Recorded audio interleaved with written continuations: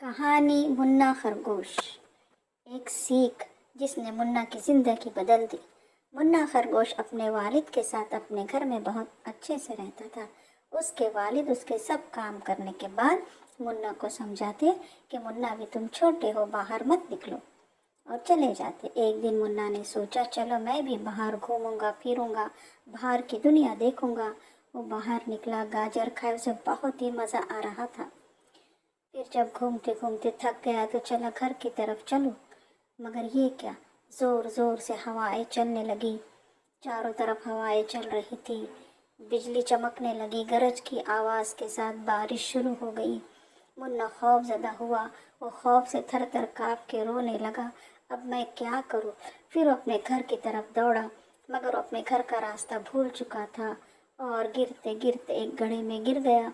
गड्ढे में गिरकर रोने लगा, अब मैं क्या करूं, कहाँ जाऊं? इधर जब उसके वालिद घर आए तो घर का दरवाज़ा खुला देखा। वो आवाज़ें लगाने लगे, मुन्ना मुन्ना कहाँ हो तुम? मगर मुन्ना तो कहीं नहीं था। बारिश शुरू हो गई। उसके वालिद घबरा कर कभी अंदर कभी बाहर जाते, मुन्ना मुन्ना आवाज़ें लगाते, मगर मुन्ना तो कहीं नहीं था। ये देखकर बड़ा खरगोश ज़ोर ज़ोर से रोने लगा। शाम ढल गई, रात होने लगी। अब मैं अपने मुन्ना को कहाँ ढूंढूं? चिड़िया ने कहा, भालू, खरगोश बहुत रो रहा है, उसका मुन्ना गुम हुआ। बंदर ने कहा, तो इसमें रोने की क्या बात है, आओ हम सब मिलकर उसको ढूंढते हैं।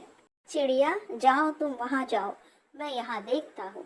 तीनों ने मिलकर ढूंढा और एक गड्ढे में मुन्ना नजर आया। बंदर ने कहा, मुन्ना डरो मत।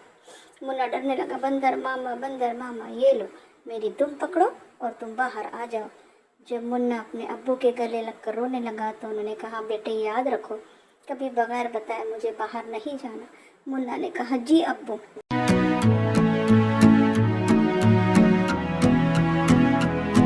उस दिन मुन्ना ने सीखा